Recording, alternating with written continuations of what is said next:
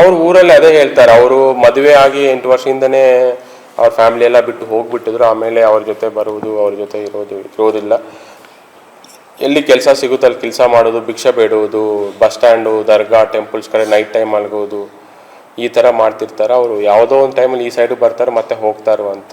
ಅವ್ರು 16 ವರ್ಷ ಆ ಟೈಮಲ್ಲಿ ಶಪಾಡ್ ಕಲಬುರಗಿ ಜಿಲ್ಲೆಯ ಚಿಂಚೋಳಿ ಪೊಲೀಸ್ ಠಾಣೆಯ ವ್ಯಾಪ್ತಿಯಲ್ಲಿ 17th ನವಂಬರ್ ಮತ್ತು 18th ನವಂಬರ್ ಮಧ್ಯ ರಾತ್ರಿ ಅವಧಿಯಲ್ಲಿ ಒಬ್ಬರು around 75 to 80 years old lady ಮೇಲೆ ಅತ್ಯಾಚಾರ ಆಗಿ ಒಂದು ರೇಪ್ ಮತ್ತು ಅಟ್ರಾಸಿಟಿ ಪ್ರಕರಣ ಚಿಂಚೋಳಿ ಪೊಲೀಸ್ ಠಾಣೆಯಲ್ಲಿ ದಾಖಲಾಗಿರುತ್ತದೆ. ಇದರಲ್ಲಿ ಆರೋಪಿ ತಯ್ಯಬ್ ಫಕೀರ್ ಅಂತ 40 ಇಯರ್ಸ್, ಅವರು ಐನೋಲಿ ಗ್ರಾಮಕ್ಕೆ ಸೇರಿದವರು. ಅವರನ್ನು 29th ನಿನ್ನೆ ನಾವು ದಸ್ತಗಿರಿ ಮಾಡಿ ನ್ಯಾಯಾಂಗ ಬಂಧನಕ್ಕೆ ಕಳಿಸಿಕೊಡಲಾಗಿದೆ. ಬಟ್ ಈ ಆರೋಪಿ ಬಗ್ಗೆ ನೋಡಿದರೆ ಏನಂದರೆ, ಇವರು ತಯ್ಯಬ್ ಫಕೀರ್ ಅನ್ನೋರು ಈಗ 41 ಇಯರ್ಸ್ ಏಜ್ ಇದೆ. ಅವರಿಗೆ 16 ಇಯರ್ಸ್ ಹಿಂದೆಯೇ ಮದುವೆ ಆಗಿ ಅವರು 8 ಇಯರ್ಸ್ ಹಿಂದೆ ಮನೆ ಬಿಟ್ಟು ಆಚೆ ಬಂದಿದ್ದಾರೆ. ಅವರು ಊರೂರ ಓಡಾಡ್ತಾ ಇರ್ತಾರೆ. ಎಲ್ಲಾದರೂ ಯಾರಾದರೂ ಕೆಲಸ ಕೊಟ್ಟರೆ ಕೆಲಸ ಮಾಡುವುದು, ಅವರಿಂದ ಏನಾದರೂ ಸ್ವಲ್ಪ ದುಡ್ಡು ಬಂದರೆ ಆ ದುಡ್ಡು ತೊಗೊಂಡು ಕುಡಿಯೋದು, ಮತ್ತು ಒಂದು ಊರಲ್ಲಿ ಕೆಲವು ದಿನಗಳಿರೋದು, ಮತ್ತು ಬೇರೆ ಊರಿಗೆ ಶಿಫ್ಟ್ ಮಾಡೋದು, ಈ ಥರ ಊರು ಶಿಫ್ಟ್ ಮಾಡ್ತಾರೆ. ಅಂದರೆ ಒಂದೇ ಊರಲ್ಲ, ಈಗ ಚಿಂಚೋಳಿಯಲ್ಲಿ ಕೆಲವು ಗ್ರಾಮಗಳು ಓಡಾಡೋದು, ಅದರಿಂದ ಬೀದರ್ಗೆ ಹೋಗೋದು, ಜಹೀರಾಬಾದ್ಗೆ ಹೋಗೋದು, ಸಂಗಾರೆಡ್ಡಿಗೆ ಹೋಗೋದು, ಹೈದರಾಬಾದ್, ಈ ಥರ ಸಾಕಷ್ಟು. ಇಲ್ಲಿ ಈ ವಾರ ಇಲ್ಲಿದ್ದರೆ ಇನ್ನೊಂದು ನೆಕ್ಸ್ಟ್ ವೀಕ್ ಹೈದರಾಬಾದಲ್ಲಿ ಇರ್ತಾರೋ, ಇನ್ನೊಂದು ವೀಕ್ ಎಲ್ಲಿರ್ತಾರೋ ಅವ್ರಿಗೆ ಗೊತ್ತಿರೋದಿಲ್ಲ. ಈ ಥರ ಯಾವಾಗಲೂ ಒಂದು ಸತಿ ಬಂದಾಗ ಅವರು ಯಾವುದಾದ್ರೂ ರಿಲೇಟಿವ್ಸ್ ಮನೆ ಬರುವುದು, ಇಮಿಡಿಯೇಟಾಗಿ ಏನಾದರೂ ಊಟ ಗಿಟ್ಟ ಅವರೇನಾದರೂ ಪತ್ತೆ ಇವರು ಸಂಬಂಧಿಕರಿದ್ದಾರೆ ಸ್ವಲ್ಪ ಊಟ ಕೊಟ್ಟರೆ ಊಟ ಮಾಡೋದು, ಆಮೇಲೆ ಮತ್ತೆ ಇಮಿಡಿಯೇಟಾಗಿ ಹೊರಟೋದು, ಇಂಥವೆಲ್ಲ ಅವ್ರದ್ದು ಹ್ಯಾಬಿಟ್ಸ್ ಇದೆ. ಇವರು ಮೇಯ್ನ್ಲಿ ಈ ಗ್ಯಾರೇಜಸ್ಸಲ್ಲಿ ಕೆಲಸ ಮಾಡೋದು, ಸೆಂಟ್ರಿಂಗ್ ಕೆಲಸ ಮಾಡೋದು, ವಾಷಿಂಗ್ ಕೆಲಸ ಮಾಡೋದು, ಯಾವುದಾದ್ರು ಹೊಳೆದಲ್ಲಿ ಕೆಲಸ ಮಾಡೋದು, ಈ ಥರ ಮಾಡ್ತಿರ್ತಾರೆ. ಮತ್ತು ಭಿಕ್ಷೆನೂ ಬೇಡ್ತಾರೆ. ದರ್ಗಾ, ಟೆಂಪಲ್ಸ್ ಇಂಥ ಕಡೆ ಎಲ್ಲಾದರೂ ಊಟ ಗೀಟ ಹಾಕಿದರೆ ಅಲ್ಲಿ ಊಟ ಮಾಡೋದು, ಯಾರಾದರೂ ಮನೆ ಹೋಗ್ಬಿಟ್ಟು ಯಾರಾದರೂ ಊಟ ಕೊಟ್ಟರೆ ಊಟ ಮಾಡೋದು, ಮಲಗುವುದಂತೂ ಟೆಂಪಲ್ಸು, ಇಲ್ಲಾದರೂ ರೋಡ್ ಸೈಡು ಅಥವಾ ಇನ್ನೇನಾದರೂ ಪ್ಲೇಸಸ್ಸಲ್ಲಿ, ಬಸ್ ಸ್ಟ್ಯಾಂಡು, ಇಂಥವೆಲ್ಲ ಅವರು ನೈಟ್ ಟೈಮ್ ಹಾಲ್ಟ್ ಮಾಡ್ತಿರ್ತಾರೆ. ಅವ್ರ ಕಡೆ ಮೊಬೈಲ್ ಫೋನ್ ಅನ್ನೋದು ಇರೋದಿಲ್ಲ. ಯಾವುದೇ ಥರ ಅವರು ನಿಖರವಾಗಿ ಇಂಥ ಜಾಗದಲ್ಲಿ ಇರ್ತಾರೋ ಅನ್ನೋದು ಮನೆ ಇಲ್ಲ, ಅವ್ರಿಗೂ ಮೊಬೈಲ್ ಫೋನ್ ಇಲ್ಲ, ಯಾವುದು ಟೆಕ್ನಿಕಲಿ ಐಡೆಂಟಿಟಿನೇ ಇಲ್ಲ, ಆ ಥರ ಇರುವಂತಹ ವ್ಯಕ್ತಿ. ಸೊ ನಮಗೆ ಮೊದಲನೇದಾಗಿ ಏನು ರೇಪ್ ಕೇಸ್ ಪ್ರಕರಣ ದಾಖಲಾಗಿದ್ದ ತಕ್ಷಣ ನಮ್ಗೆ ಯಾರು ಮಾಡಿದ್ರು ಅಂತ ಗೊತ್ತಾಗುತ್ತೆ. ಬಟ್ ಅವರು ಎಲ್ಲಿದ್ದಾರೆ ಅನ್ನೋದು ಭಾಳಷ್ಟು ಡೀಟೇಲ್ಸು ಸಿಗಲಿಲ್ಲ. ಯಾಕಂದರೆ ಅವರು ಐನೋಲಿದ ಗ್ರಾಮದವರು ಆದ್ರೂ ಅವ್ರು ಐನೋಲಿಗೆ ಬರೋದಿಲ್ಲ, ಅವರೆಲ್ಲೆಲ್ಲೋ ಓಡಾಡ್ತಿರ್ತಾರೆ. ಫಸ್ಟ್ ದಿನ ನಮಗೆ ಫಸ್ಟ್ ಡೇ 1 ನಾವು ಅವ್ರನ್ನ ಹುಡುಕ್ಲಿಕ್ಕೆ ಟ್ರೈ ಮಾಡ್ತೀವಿ. ಸೊ ಅವ್ರ ಪತ್ತೆಗೋಸ್ಕರ ಯಾಕಂದರೆ ಇದು ಭಾಳಷ್ಟು ಸೆನ್ಸಿಟಿವ್ ಇರುವಂಥ ಕೇಸ್, ವುಮೆನ್ ರಿಲೇಟೆಡ್ ಕೇಸಸ್ ಆಗಿರೋದ್ರಿಂದ ನಾವು 4 ಟೀಮ್ಸ್ ಮಾಡಿದ್ವಿ. ಅದರಲ್ಲಿ ಕೊಂಚಾವರಂ PSI ಅವರ ಅಂಡರಲ್ಲಿ ಒಂದು ಟೀಮ್ ಮಾಡಿದ್ದೀವಿ, ಚಿಂಚೋಳಿ PSI ಅವರ ಅಡಿಯಲ್ಲಿ ಒಂದು ಟೀಮ್ ಮಾಡಿದ್ವಿ, ಮತ್ತು ಮಿರಿಯಾನ PSI ಅಂಡರಲ್ಲಿ ಒಂದು ಟೀಮು, ಮಲ್ಕೇಡ್ PSI ಅಲ್ಲಿ ಒಂದು ಟೀಮ್, ಟೋಟಲ್ 4 ಟೀಮ್ಸು. ಅದರ ಜೊತೆ CPI ಸಪ್ರೇಟಾಗಿ ಅವ್ರದ್ದೊಂದು ಟೀಮು, ಟೋಟಲ್ 5 ಟೀಮ್ಸ್ ಮಾಡಿದ್ವಿ. ಅವ್ರ ಸೂಪರ್ವಿಷನು DYSP ಚಿಂಚೋಳಿ ಸಂಗಮನಾಥ್ ಹಿರೇಮಠ ಅವರು ಕೈಗೊಂಡಿದ್ದರು. ಪ್ರತಿದಿನ ಅವರು ಈ 5 ಟೀಮ್ಸ್ ಎಲ್ಲೆಲ್ಲಿ ಹೋಗ್ತಾ ಇದೆ ಅನ್ನೋದು ಅವರು ಮಾನಿಟರ್ ಮಾಡ್ತಾಯಿದ್ದರು. ಸೊ ಈ 5 ಟೀಮ್ಸ್ ಸಾಕಷ್ಟು ಕಡೆ, ಒಂದು ಚಿಂಚೋಳಿ ಒಂದು ಟೀಮು, ಬೀದರ್ ಒಂದು ಟೀಮು, ಜಹೀರಾಬಾದ್ ಒಂದು ಟೀಮು, ಸಂಗಾರೆಡ್ಡಿ ಒಂದು ಟೀಮು, ಹೈದರಾಬಾದ್ ಒಂದು ಟೀಮು, ಈ ಥರ ಬೇರೆ ಬೇರೆ ಕಡೆಯೆಲ್ಲ ಕಳಿಸ್ಕೊಟ್ಟಿದ್ವಿ. ಬಟ್ ಲೀಡ್ಸ್ ಅನ್ನೋದು ನಮ್ಗೆ ಯಾವ ಥರ ಸಿಗ್ತಾಯಿತ್ತು ಅಂತ ಸೆಕೆಂಡ್ ಡೇ ಒಬ್ಬರು ಫೋನ್ ಮಾಡಿ ಹೇಳ್ತಾರೋ, ಇವರು ಇಪ್ಪೇಪಲ್ಲಿಯಲ್ಲಿ ಮಧ್ಯಾಹ್ನ 2:15 ಇಪ್ಪೇಪಲ್ಲಿ ಕಂಡಿದ್ರು ಅಂತ ನಮ್ಗೆ ಮಾಹಿತಿ ಸಂಜೆ ಬರುತ್ತೆ 5:00 ತಕ್ಷಣ ಅಲ್ಲಿಗೆ ಹೋಗ್ಬಿಟ್ಟು ನೋಡಿದರೆ ಅಲ್ಲಿಂದ ಅವ್ರು ಬೇರೆ ಜಾಗಕ್ಕೆ ಹೋಗಿರ್ತಾರೆ. ಸೆಕೆಂಡ್ ಡೇ ಮಾಹಿತಿ ಬರುತ್ತೆ, ಜಹೀರಾಬಾದಲ್ಲಿ ಕುಡಿದು ಯಾವುದೋ ಆಟೋ 1 ಕಿಲೋಮೀಟರ್ ಟ್ರಾವೆಲ್ ಮಾಡಿ ಡಾಬಾ ಕಡೆ ಇಳಿದಿದ್ರು, ಅವರು ಕಂಪ್ಲೀಟಾಗಿ ವಿಚಿತ್ರ ರೀತಿಯಲ್ಲಿ ಇದ್ದರು ಅಂತ ಆಟೋ ಡ್ರೈವರ್ ಹೇಳ್ತಾರೆ. ಅದನ್ನು ನಮಗೆ ಒಂದು ಹಾಫ್ ಡೇ ಬಿಟ್ಟು ನಮ್ಗೆ ಮಾಹಿತಿ ಬರುತ್ತೆ. ಕೆಲವರು ಆಮೇಲೆ ನೆಕ್ಸ್ಟ್ ಲೀಡ್ ಬರುತ್ತೆ, ಬೀದರಲ್ಲಿ ಮನೆಯಲ್ಲಿ ಎಲ್ಲೋ ಒಂದು ಕಡೆ ಬಂದಿದ್ದಾರು ಅನ್ನೋದು ಮಾಹಿತಿ ಬರುತ್ತೆ.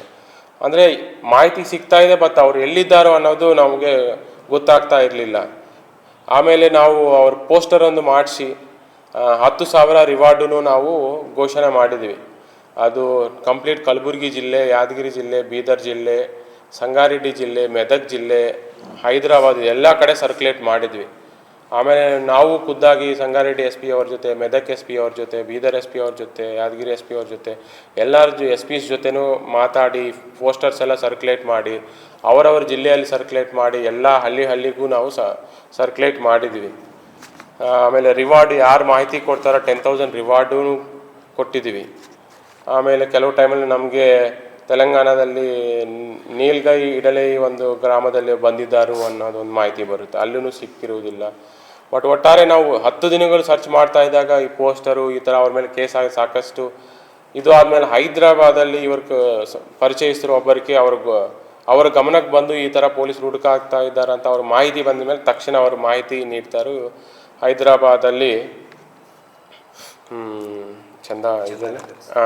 ಹೈದರಾಬಾದಲ್ಲಿ ಚಂದಾನಗರ್ ವ್ಯಾಪ್ತಿಯಲ್ಲಿ ಅವರು ಇದ್ದಾರೆ ಅಂತ ಮಾಹಿತಿ ಬಂದಿದ ಮೇಲೆ ನಮ್ಮವರು ಇಮಿಡಿಯೇಟಾಗಿ ರಾತ್ರಿ ಹುಟಾಹುಟನ ಹೋಗ್ಬಿಟ್ಟು ಮಿಡ್ ನೈಟ್ ಅವ್ರನ್ನ ಸೆಕ್ಯೂರ್ ಮಾಡಿಕೊಂಡು ಅರ್ಲಿ ಮಾರ್ನಿಂಗ್ ಅವ್ರನ್ನೇ ಚಿಂಚೋಳಿ ಪೊಲೀಸ್ ಸ್ಟೇಷನ್ ಕರ್ಕೊಂಡು ಬಂದು ಅವರನ್ನು ವಿಚಾರಣೆ ಮಾಡಿ ಅವ್ರನ್ನೇ ದಸ್ತಗಿರಿ ಮಾಡಲಾಗಿದೆ. ಬಟ್ ಇವ್ರ ಮೇಲೆ ಈ ಹಿಂದೆನೂ ಹೈದರಾಬಾದಲ್ಲಿ ಮಿಯಾಪುರ್ ಪೊಲೀಸ್ ಠಾಣೆಯಲ್ಲಿ ಒಂದು ಪೋಕ್ಸೋ ಪ್ರಕರಣ ದಾಖಲಾಗಿದೆ. ಒಬ್ಬ ಮೈನರ್ ಗರ್ಲ್ ಅಂದರೆ ಕೈಯೆಲ್ಲ ಮೈಯೆಲ್ಲ ಮುಟ್ಟಿದ್ರು ಅನ್ನೋ ಇದರಲ್ಲಿ ಒಂದು ಮಿಯಾಪುರ್ ಪೊಲೀಸ್ ಠಾಣೆ ಪ್ರಕರಣ ದಾಖಲಾಗಿ ಅದರಲ್ಲೂ ಜೈಲಲ್ಲಿದ್ದು ಆಚೆ ಬಂದಿದ್ದರು. ಆವಾಗಿಂದ ಇವರು ಕೋರ್ಟಿಗೆ ಅಟೆಂಡ್ ಆಗಲಾರ್ದೆ ಹಿಂಗೆ ಅವ್ರ ಮೇಲೆ ನಾನ್ ಬೈಲಬಲ್ ವಾರೆಂಟು ಇದೆ. ಬಟ್ ಒಟ್ಟಾರೆ ಅವರು ಎಲ್ಲಿ ಇರ್ತಾರೋ, ಎಲ್ಲಿ ಊಟ ಮಾಡ್ತಾರೋ, ಎಲ್ಲಿ ನಿದ್ದೆ ಮಾಡ್ತಾರೋ, ಎಲ್ಲಿರ್ತಾರೋ ಅನ್ನೋದು ಒಂದು ಯಾವುದೇ ರೀತಿಯಿಂದ ನಮಗೆ ಕ್ಲೂ ಸಿಗ್ತಾ ಇರಲಿಲ್ಲ. ಬಟ್ ಅವ್ರ ಮೊಬೈಲ್ ಫೋನು ಬಳಸಲ್ಲ, ಯಾರ ಜೊತೆ ಸಂಪರ್ಕದಲ್ಲಿ ಇರುವುದಿಲ್ಲ. ಒಂದು ರೀತಿ ಅವ್ರ ಮೇಲೆ ಕೇಸ್ ಆಗಿದೆಯಾ ಆಗಿಲ್ವಾ ಅನ್ನೋದೂ ನಿಖರವಾಗಿ ಅವ್ರ ಮೈಂಡಲ್ಲಿ ಇರುವುದಿಲ್ಲ. ಒಂದು ರೀತಿ ಅಬ್ಸ್ಕಾಂಡಿಂಗ್ಗಿಂತ ಅವರೇ ಓನ್ ಮೈಂಡ್ಸೆಟ್ಟಲ್ಲಿ ಓಡಾಡ್ತಾ ಇರೋದು ಕಂಡು ಬಂದಿದೆ. ಸೊ ಇದರಿಂದ ಈ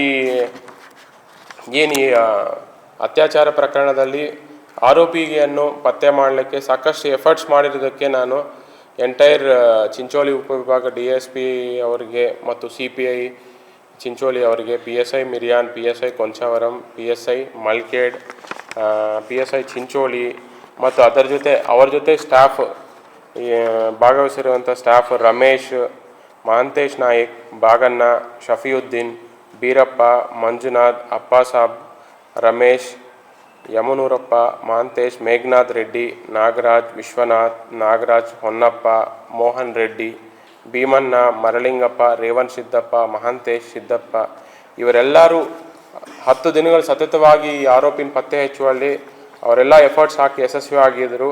ಅವರೆಲ್ಲರಿಗೂ ನಾವು ಪೊಲೀಸ್ ಪರವಾಗಿ ನಾನು ಅಭಿನಂದನೆಗಳು ಈ ಸಭೆಯ ಮುಖಾಂತರ ಸಲ್ಲಿಸುತ್ತೇನೆ. ಅದೇ ರೀತಿಯಿಂದ ನಮ್ಮದು ಓನ್ಲಿ ಕಲಬುರಗಿ ಜಿಲ್ಲೆ ಪೊಲೀಸ್ ಅಷ್ಟೇ ಅಲ್ಲ, ಸಂಗಾರೆಡ್ಡಿ, ಮೆದಕಲ್ಲಿ ಅವ್ರನ್ನೂ ಕ್ರೈಮ್ಸ್ ಟೀಮ್ಸ್ ಕಳಿಸ್ಕೊಟ್ಟು ಇವ್ರನ್ನೇ ಸರ್ಚ್ ಮಾಡೋದಕ್ಕೆ ಅವರು ಸಾಕಷ್ಟು ಎಫರ್ಟ್ಸ್ ನಮಗೆ ಸಹಾಯನೂ ನೀಡಿದ್ದಾರೆ. ಅವ್ರಿಗೂ ನಾನು ಧನ್ಯವಾದಗಳು ತಿಳಿಸ್ತೀನಿ. ಸೊ ಇದೊಂದು ನಮಗೆ ಅಷ್ಟೊಂದು ಸ್ಲೀಪ್ಲೆಸ್ ನೈಟ್ಸ್ ನಾವು ಎಷ್ಟೋ ದಿನಗಳು ಆಗಿದೆ ನಮಗೆ, ಯಾಕಂದರೆ ಸೆನ್ಸಿಟಿವ್ ಕೇಸು. ಬಟ್ ಆರೋಪಿ ಪತ್ತೆ ಆಗ್ತಿರೋದಿಲ್ಲ. ಒಂದು ಕಡೆ ಸಾಕಷ್ಟು ಕಡೆ ಪ್ರತಿಭಟನೆಗಳು ಆಗ್ತಾ ಇತ್ತು, ನಮಗೆಲ್ಲ ಸಾಕಷ್ಟು ಕರೆಗಳು ಬರ್ತಾಯಿತ್ತು, ಯಾವಾಗ ಅರೆಸ್ಟ್ ಮಾಡ್ತೀರಾ ಅನ್ನೋದು. ನಿನ್ನೆ ಮಿಡ್ ನೈಟೆಲ್ಲ ಮಾಹಿತಿ ಸಿಕ್ಕಿದ ಮೇಲೆ ನಾವು ಅರೆಸ್ಟ್ ಮಾಡಿದ್ವಿ. ಸೊ ಅದು ಒಳ್ಳೆಯ ವಿಷಯ.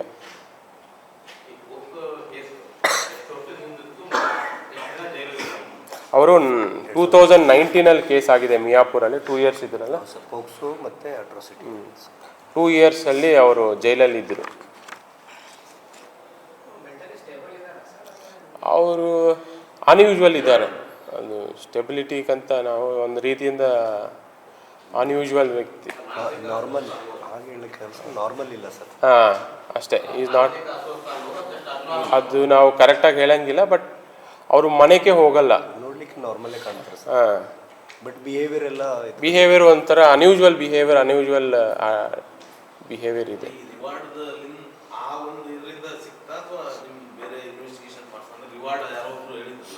ಅಂದರೆ ನಾವು ಈ ಹೈದರಾಬಾದ್ ಅವರು ಎಲ್ಲೆಲ್ಲಿ ಈಗ ಅವ್ರ ರಿಲೇಟಿವ್ಸ್ ಎಲ್ಲರಿಗೂ ನಾವು ಮಾಹಿತಿ ತಿಳಿಸಿದ್ವಿ. ಸಾಕಷ್ಟು ಅವರು family members 200 members list out ಮಾಡಿದ್ವಿ. ಅವ್ರ ಎಂಟೈರ್ ಅವ್ರ ಫ್ಯಾಮಿಲಿ ಟ್ರೀನೇ ನಾವೆಲ್ಲ ಚಾಕ್ಔಟ್ ಮಾಡಿ ಅವ್ರ ಪ್ರತಿಯೊಬ್ಬ ರಿಲೇಟಿವ್ಸ್ಗೂ ನಾವು ಈ ಮಾಹಿತಿ ತಿಳಿಸಿದ್ವಿ. ಅವರು ಸಂಗಾರೆಡ್ಡಿಯಲ್ಲಿ ಅವ್ರ ರಿಲೇಟಿವ್ಸ್ ಇದ್ದಾರೆ, ಅವ್ರಿಗೂ ತಿಳಿಸಿದ್ವಿ.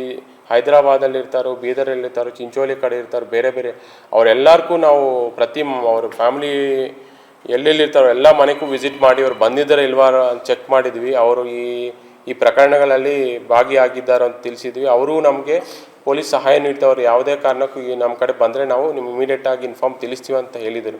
ಅದರ್ವೈಸ್ ಇಲ್ಲಿ ಕೇಸ್ ಆಗಿರೋ ಹೈದರಾಬಾದಲ್ಲಿ ಅವ್ರಿಗೆ ಗೊತ್ತಾಗ್ತಾ ಇರೋದಿಲ್ಲ.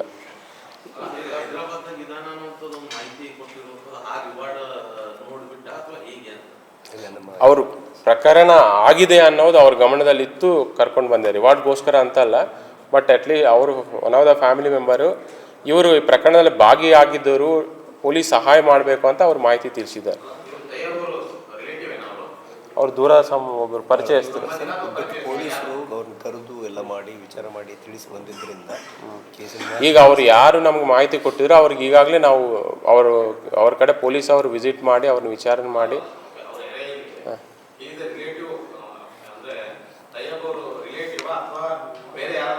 ರಿಲೇಟಿವ್ ಡಿಸ್ಟೆಂಟ್ ರಿಲೇಟಿವ್ ಇದ್ದಾರೆ. ನಾವು ಕೊಡ್ತೀವಿ ಅವ್ರಿಗೆ ರಿವಾರ್ಡ್. ಇನ್ನೂ ಕೊಟ್ಟಿಲ್ಲ, ನಾವು ಅವನು ಓಡಾಡ್ತಾನೆ ಇದ್ದಾನೆ. ಆ ಥರ ಉದ್ದೇಶ ಇರಲಿಲ್ಲ, ಅವ್ರು ಓಡಾಡ್ತಾನೆ ಇದ್ದಾನೆ.